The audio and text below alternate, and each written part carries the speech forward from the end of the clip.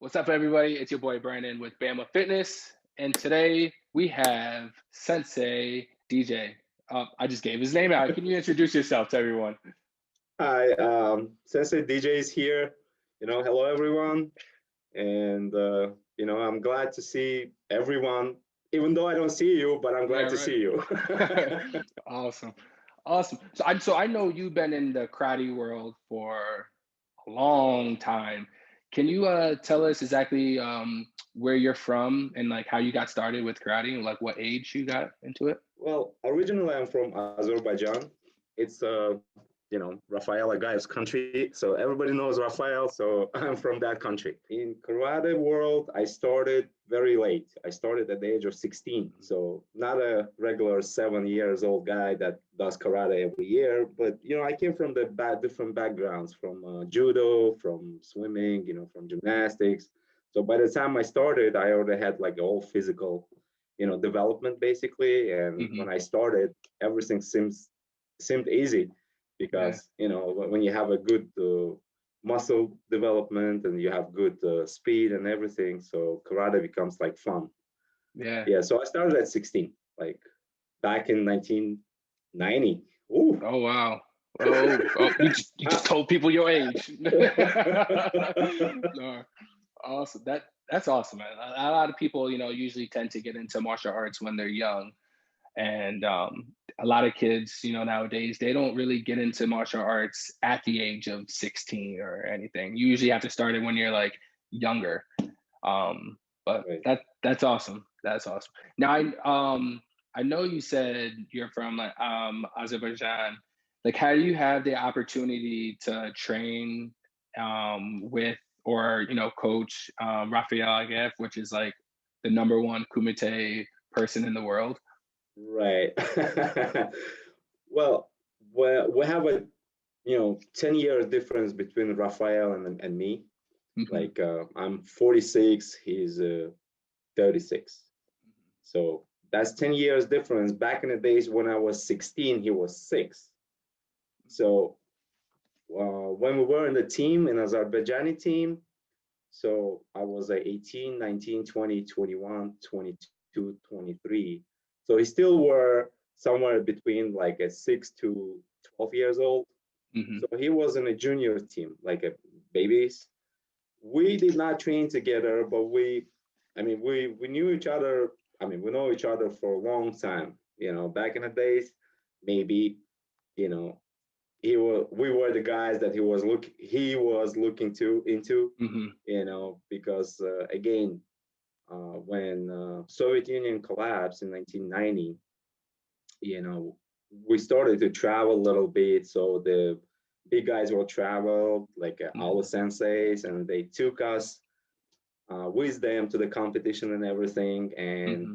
we were the number 2 team after our senseis in the country. And then we started developing. So basically, yeah, we've been um, met during the tournaments. We've been cross trained during the training camps and everything. Hmm. But again, it's the time age difference. It was a little Yeah, different. gotcha. Nowadays, like a 10 years old can train with 16, 17 years old. But Hmm. back in the days, when 16, 17 years old trained, it was a war. So it Yeah. was like blood and broken noses all everywhere because Oh back in the days gosh. we didn't have a gloves. It was like a Yeah, bare knuckles. bare knuckles. Yeah, Yeah. there's a control and everything, but hey, Hmm. everything can happen in the training. So it was Good stuff. little not a gaming stuff. Yeah, everything calmed down. Like especially nowadays, everything is so light. Everyone's wearing like the chest protectors, which I hate. I don't agree with it. Like back then, like you said, it was bare fist. Like what's it like Shibu Ippon? Like Yeah, yeah, yeah. And now it's not like that. In some tournaments, it's like that, but WKF is it's not like that. But yeah. We, hey, a we lot of went tournaments aren't. we went from Shobu Ippon to Shobu Sambon. Then it came to the 8 points in WKF, and Uh, then first we started with bare knuckles. It was a WSKF with Sensei Kasuya trainings, and there was a Jukumite and everything. Then Kanazawa Sensei, it was a shogu sambon, 6 points. They had like probably you remember like a white type of gloves, like a Hmm. very flat. The flat ones, Basically, yeah. what yeah, it wasn't protecting the opponent, but it was protecting your knuckles from getting Hmm. like a scratch and everything. So opponent This would is get for like a me. full blast anyway, Yeah. And then the gloves got bigger, bigger, bigger. Now they Hmm. have like a 4 inches ahead of your hand. So, Crazy. What's the point of having it? Like, what's the point? It's crazy. I know they just want us to be safe, but safe sport is still. important because that's what brings a lot of young athletes, I guess, into the sports. Because back in Yeah. the days, as we spoke, young athletes didn't go to like karate training very like easily like they do it right now. Back in the days, Hmm. it was only out of 1,000 people, maybe one person would go to karate, right? The rest would Yep. go soccer, volleyball, Hmm. basketball, tennis, or whatever. That brought young blood into sport. Hmm. That's how this whole development started. Like you see the athletes right now, they like 14, 15, 16, Yeah. and they rocking the world, and you're like, oh, I wish I could start this early, right? When you Yeah. start 16, you're looking at someone at 12 years old and say, I wish I could start that age. Hmm. That's But correct. that's what it is. Yeah. Yeah. That's awesome.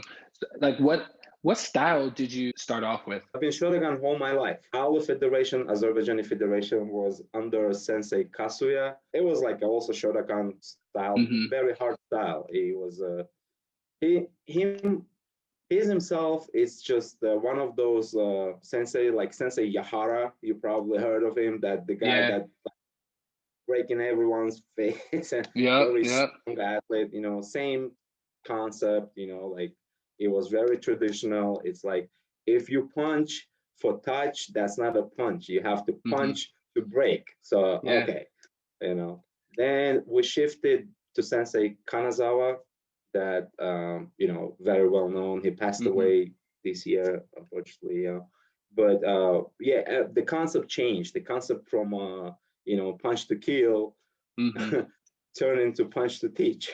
Yeah. Yep. So Yep. he was a different way, also hard style, like hardcore, but it was very different. And then when it started to go like more into sports, that's what like the concept itself kind of changed. Hmm. The concept went from being a hardcore, being very athletic. Yeah. So yeah, Everything's again, sport now. yeah, like very sporty. I mean, I Hmm. like both ways. Don't get me Yeah. wrong. It's not about like oh, I would do this one or I would do this one. But in order to understand one, you have to understand the second one. If you Totally don't agree. understand the hardcore, you want to understand sport, and if you don't know the sport, like you're not sporty, like athletic, you Hmm. won't have a hardcore. So it's kind of very Yeah. like fine line between the balancing. Okay. What age did you move to United States? Well, it was 1997 when I moved to United States. 23, I guess. Yeah, 23. Okay. Yeah, I moved. I came to US to just see how it is here. Hmm. Because before that I traveled a lot and I see different countries, but I've never been in this side of the country, planet, Hmm. per se. And when I came here, I kind of thought, okay, let me try to be here because I always liked, American styles, concepts, and everything. Yeah. And after, 6, 7 months, I'm like, you know what, I'm staying here. Did you come straight to New York, or did you live somewhere else?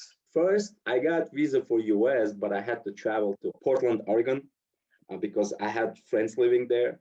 Okay. And I came to New York. I stayed in New York, and I canceled my trip. I just stayed in New York because I liked I'm good. I'm staying. it. That's Yeah, funny. yeah. That's I good. didn't. I didn't want to travel across the country another 8, 9 hours flight. I'm like, you Hmm. know what? I stay in New Yeah, York. that's funny. That's funny. Now, and when you came over here, what dojo like were you training at? That's all 9 yards. Yeah. um, when I came here, first I did not speak English. Okay. So to find the dojo, it was really tough Hmm. because I didn't know anybody in New York. And the third of all, I decided to open my own dojo.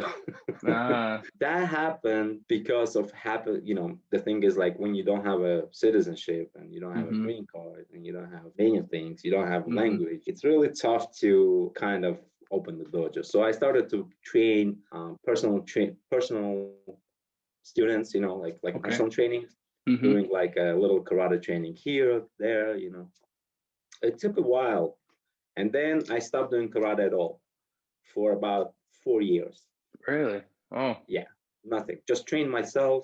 And Mm-hmm. actually, I moved to Boston in 2000. Yeah, in 2000 for the college, Mm-hmm. and I switched karate to judo until in 2001, I believe, I met Sensei Eric Rossini, Yep. Yep. Yep. and that when we started to train together, Sensei Eric Rossini, he is the one actually started. With him, I started to knowing different people. Mm-hmm. Pretty much. Good. Yeah, that's Yeah. that's how. He's well connected. Yeah, he's well Yeah. connected. And back in the Definitely. days, I used to live in Boston. He used to live. I don't remember the name of the town that he lives. Yeah. I trained with him a couple times. Yeah, I used to So travel back and forth. We used to yeah. train once a week, sometimes twice a week. It was Mm-hmm. college, this and that, and again, he was hardcore. I was the one also not eating punches. So we gave each other mutual love, breaking out each other's ribs and everything. But that's how it started, and that's how a Yeah. friendship go, and how I started connecting to other people. Then Mm-hmm. when I moved to New York, back to New York from the college, I started knowing people. Again, Shihan Toki Hill. You start knowing many other people, For and sure. that's how it started basically. Yeah, in Awesome. America. I know with karate, a lot of athletes, they don't have like regular jobs. Some do, but they can't compete a lot. But the athletes that are like traveling around doing like Premier Leagues and whatnot, it's hard for them to hold a regular job. So they sacrifice.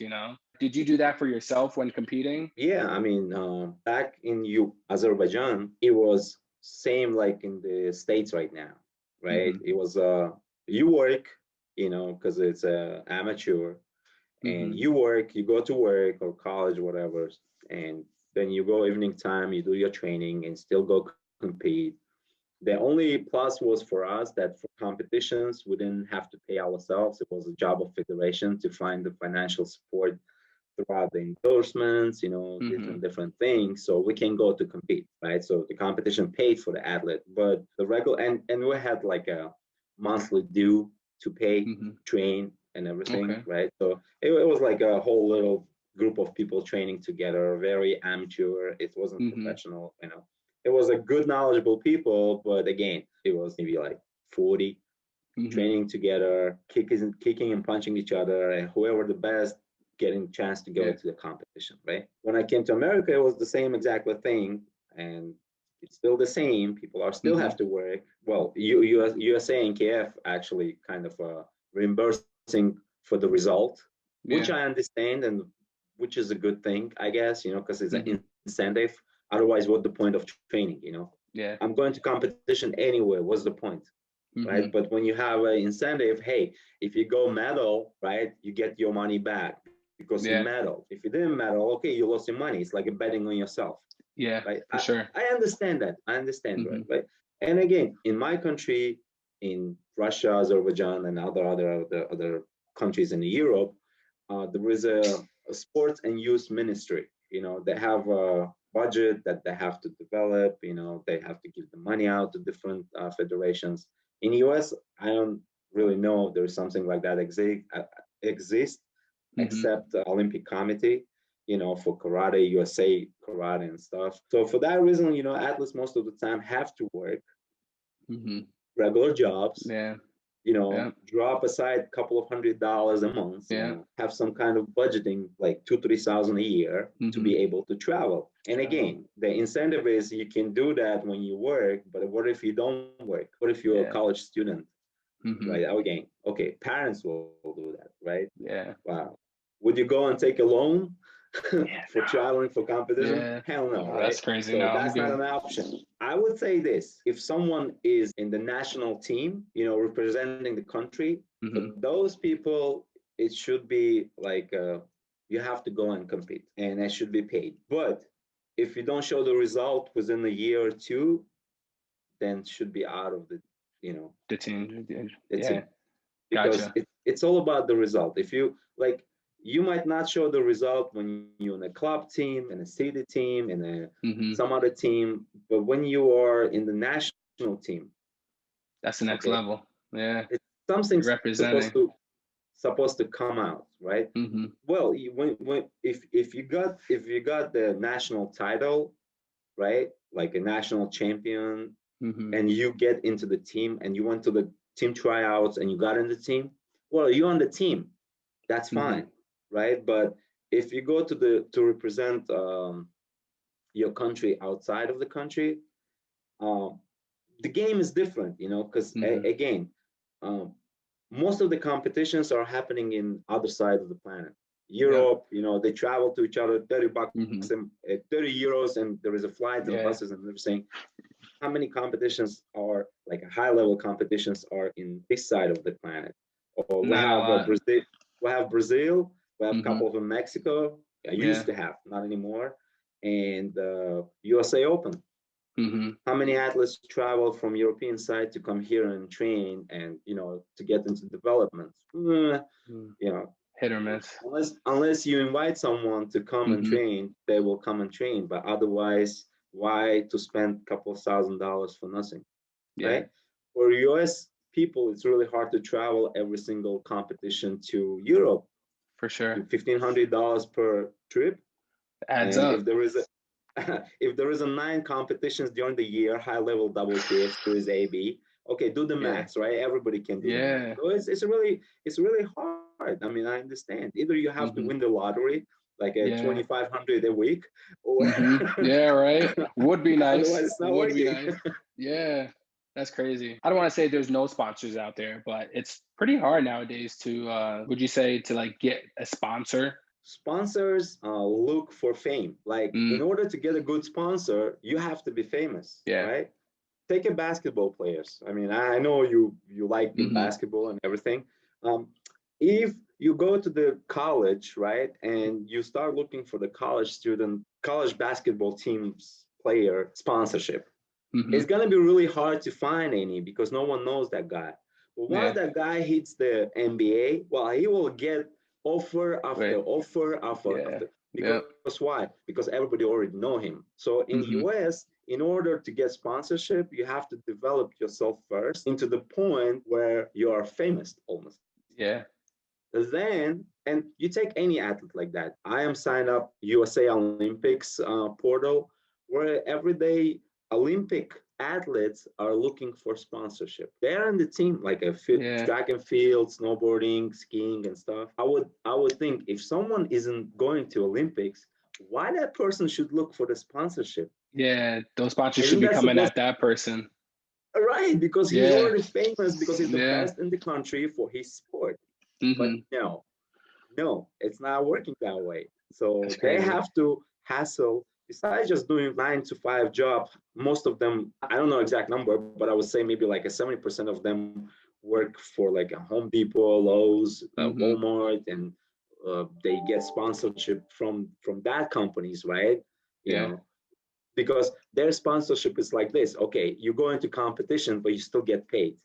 That is your sponsorship because you don't have to actually work to get money, right? So if they have, let's say, trials that they have to go and train for 2 weeks, they're still gonna get paid because the company sponsors them.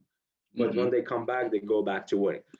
I understand that, but it's still not what it's, you know.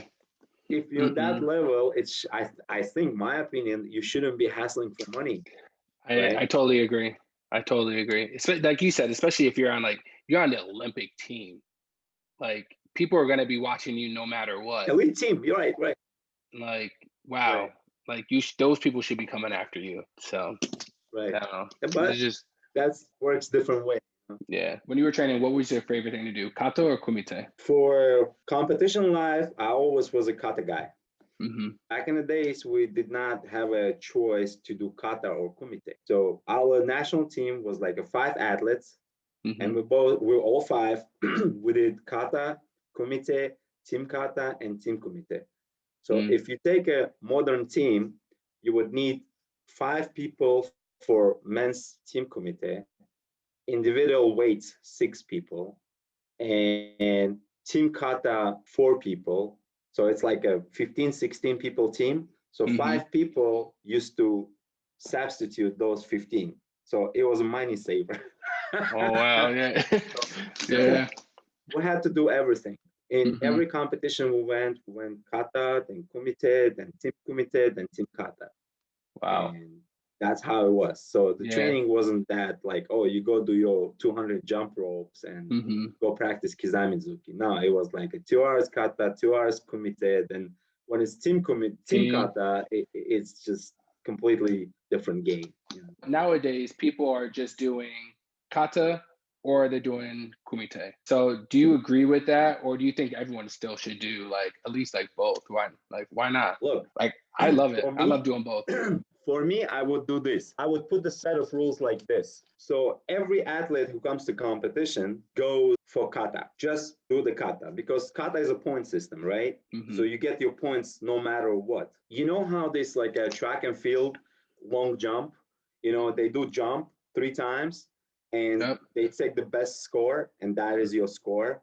And Yeah. then at the end, you have to kind of combine it and you either you go to the next level, like a semifinal, quarterfinal, or so like that, right? I kind of would do the same thing. I would bring all people into kata, right? It's a point system anyway. There Mm-hmm. is no flags, whatever. Yeah. It's a point. So, because they changed it, right? Yeah. Set up the point limits. Let's say first round, it's a 20 points. You go into the second round. Second round, you go to third round, and third round, fourth round. 4 rounds only. Mm-hmm. Don't do any 8 rounds of kata. No need. Yeah. 4. Yep. You get your points. You remember that. It's under your name. Mm-hmm. 24, 45, and you accumulate them. Mm-hmm. And then you do kumite, and everyone is fighting. And you do again point system, right? But the same like happens right now. If you lose, you out. Instead of combining the matches won, I would combine points earned. Let's Okay. say someone goes high kick 3 points, right? So Mm-hmm. to let's say 80 points you have, you add another 3 points. And Mm-hmm. throughout the competition, and at the end of the competition, the person who has the highest score wins. Get that. That's pretty The, cool. I mean, in my understanding, Yeah. it's all around karate. Mm-hmm. That way people wouldn't be skipping one from another, Yeah. and that's it. Team kata, I would say it's something modern that it's never been back in the days. It's just Mm-hmm. something new came out, synchronization. Um, Karate itself, it's a very individual sport. It's a person by person based. Mm-hmm. So making a team out of it, like a team kata. Well, I Yeah. love team kumite though, Team Kumite. because That's exciting. That's exciting to watch. the excitement. Team Yeah. kumite, like team kumite. That's where your points get accumulated for whole teams, right? You Mm-hmm. win first match, and when there is a tie on the points, you start going to another match, stuff like that. Mm-hmm. Well, I would do something like that, and I think it will add more flavor into karate. People For start sure. watching. Maybe you should give what you think to the officials or whoever runs yeah. No. No. I'll keep that to myself. I'll keep it to myself. It's me Yeah. only. Who inspires you? Oh, this is a question that I ask myself every day. Mm-hmm. I like to watch Mm-hmm. where people with disabilities and go to show the world that they can do stuff. Mm-hmm. Those people are inspiring me. Yeah. I like to watch people that have been told that they're never gonna be achieving something, and they prove everybody wrong. Those Mm-hmm. people are inspiring. So Yeah. basically, inspiration for me, it's like when you're down below the zero, Mm-hmm. and you go and you show everybody, hey, I worth millions. That's Yeah. like, in a not in dollar value, but I Mm-hmm. worth something. It's not Yeah. because you told me that I'm nobody. It's because I am somebody. Those kind of people are really inspiring me. And again, I raised in a time and I developed in a time where there was like a great movies about everything, right? There was a Mm-hmm. Rocky, there was a Arnold, there was Van Damme, there was a Yeah. Jackie Chan, Bruce Lee, all those, every single person gave something, like it was Mm-hmm. inspiration for me, right? Like sometimes I ask kids in the class, what is your favorite sport? The first I get, it's a baseball. I'm like, for God's sake, why you do karate Yeah, then? right. Oh, Right? And I say, okay, so who is your favorite baseball player? Or they start coming up all these names. Rodriguez, I'm not fan of the baseball, so I don't know, mm-hmm. but they come up. Okay, I say, okay, you do karate. Who's your favorite athlete in karate or karate master or martial arts master? You know what I get? Mm. Karate Kid. I'm like, Oh, what? what? What? What? I like the Karate Kid. Right. Cobra Kai. What? What? No. So basically, people are like, again, there is not enough information. I mean, again, it's a lot of information, but people are not trying to go and find that information for themselves, right? They expect Mm-hmm. people tell them what to do, right? Yeah. Again, I was training in a time where we didn't have, God bless YouTube. We Mm-hmm. had a couple of papers that we had to, maybe you remember those, like a kata scripts and everything that you have to Yeah. look, start Yep. repeating, Yep. something like that, right? But we used to go and find that and do like analysis ourselves and try to find out the way to learn it, right? Mm-hmm. But that was inspiration for us. Hey, look, yeah, I found something. Mm-hmm. Uh, this day you give them everything and there is no inspiration for people because everything is there. Mm-hmm. What motivates you? Me, Yeah. I myself. motivate myself. I motivate Yeah. myself. Well, there is no one else can motivate you unless you motivate yourself. Mm-hmm. Guess what? If you don't want to wake up in the morning, you think everyone wants you to wake up in the morning? Absolutely Mm-hmm. not. It's only you or no one. Mm-hmm. So in order to motivate yourself, you have to motivate yourself. Yeah. I start dancing or practicing something, and slap myself a couple of times in the face to Mm-hmm. motivate myself. Done. Mm-hmm. I'm not in that age. I'm not in that age to get motivated by someone. I'm that Yeah. age that has to motivate me to do Mm-hmm. something that I like every day. For sure. That makes sense. A lot of people, yeah, they wouldn't think of it that way, but that makes total sense. Do you read Yes, I like do. books? What's the last book you read? I will look funny, but this was the book I read. Oh, Shotgun Secret. Okay, I've seen that before. I haven't Yeah, read it though. I haven't read it. the whole thing about this book, I've been told many times that this is a great book Mm-hmm. and has a lot of valuable information if you want to learn karate from outside the box, Mm-hmm. right? But I never really get the chance to this book. I was reading all kind of like novelties and stuff, Gotcha. like Mm-hmm. political books. And it was honestly about a month or two ago, I picked up this book and started reading it. And I read this book back to back twice because I Really? did not get like all information.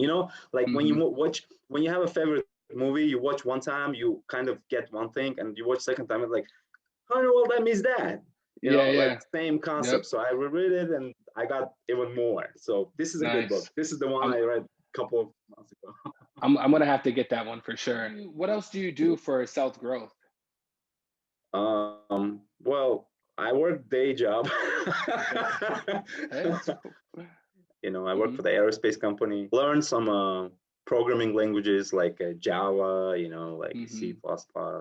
Again, it's not my job specifics, but for myself, it's good to know. Mm-hmm. I do bicycling, basically Yeah. like different kind of stuff. Go shooting range. It's a Yeah. south, and we can do it over here. Yeah, right. Yeah. Yep. Like I have many interests. It's just like a Mm-hmm. time, Yeah. time. I It's everything is time consuming. When you work from in a day job, the mm-hmm. only time you have it's a little bit in the evening that you can basically spare a couple of hours for one thing per week, Mm-hmm. couple of hours Yeah. for one thing, and Saturday and Sunday is a family time. Like again, evenings are Yeah. family time. So it's Mm-hmm. when you're alone, it's one thing. When you have family, it's completely It's different. totally different. Totally different. Do you You know feel that, right, do you Peter? feel like you're I know that now. I know that now for sure. Do you think that you'll ever like open up a dojo again? Well, tempted, Mm-hmm. but not in rush. Gotcha. Understandable. Understandable. It's like in the Yeah, back of your head, like or back of your heart, like I want to do well, it, but let me just. there's two things, right? Right now, even opening dojo, it doesn't make any sense because you can't even train people, you know, like That's true. you can bring them together, and what's the point of training if you have only two people in the class? That's one thing. The second Yeah. concept is like, because it's like a kind of technology world, so everyone can do it in a Zoom. Okay. So I kind of went through this line and I developed some style, not style, but the way of training. You know, the Taibo, you know, you Taibo. probably Yep. heard of Taibo. So I just changed the name and a little bit different concept and using not only Taekwondo motions, but karate, judo, jiu-jitsu, and groundwork and up work, elbows, Muay Thai. So I created the fighter aerobics. Fight So aerobics. All right. yeah, so I'm training fighter aerobics over online. That's my new thing. That's cool. That seems Yeah, I mean, pretty. Yeah. it That's works. cool. I do my karate. I break the katas by parts, like 4 or 5 motions, and we learn that 4 or 5 motions during the class and try to apply it hard and fast and strong from different angles, from different sides. And it works, you know, people like it. Good. That's good stuff. The funny part, I have more interest in these classes in Europe. You get a good amount of people from overseas? Yes, because they're in a lockdown. They cannot Yeah. go to the gyms. In Oh, US, it's more yeah. like soft, but they're hard lockdown, so they have to train somehow. That is true. Totally forgot about that. They locked back down. Freaking COVID messing everything up. With our youth, what advice would you give them? For youth, they have to understand one thing, and it's gonna sound like a cliche again, but I like this saying. It's not about how hard you can hit. It's about how hard you will get hit and will get up and finish what you started. So for that reason, you just have to start working and hustling every day until you get the results. Either it's in a sport, it's in a real life, either it's something you like to do, you open the business, I mean, name it, you know. Yeah.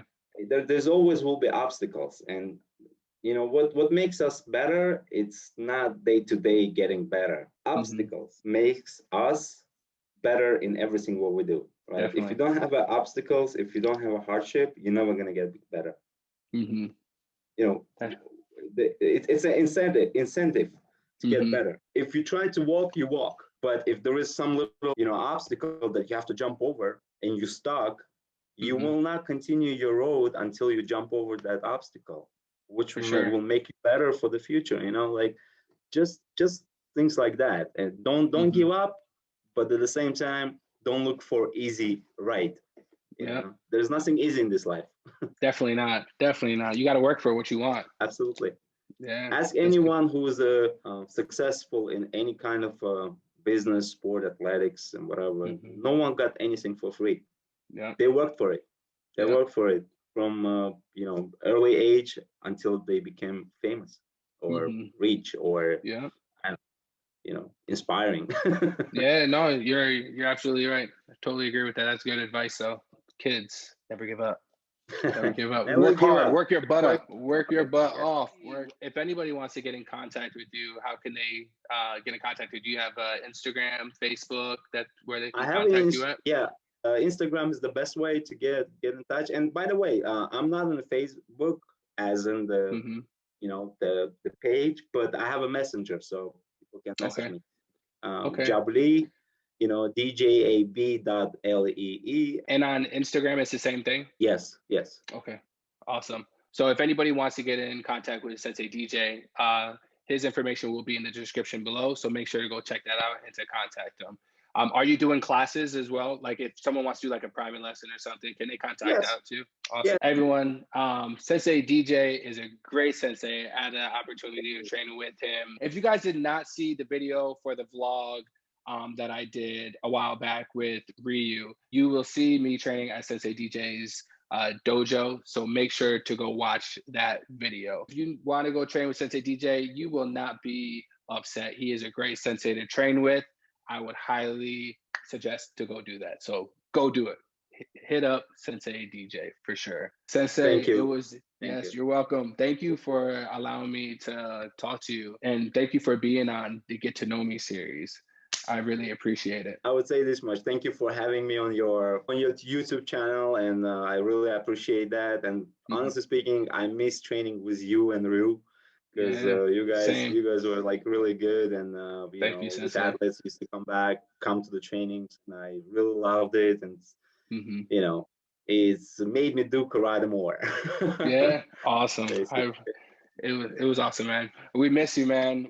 Definitely, we're gonna have to once everything calms down. I'm definitely gonna have to come up there and start training with you Yeah, here and come to there. South Carolina, have a big Yeah, right. yard, and everything is set up for good training. Awesome. We appreciate it. Everyone, thank you for watching. We appreciate it. We'll talk to you guys soon. Take care. Thank you. Peace. Bye.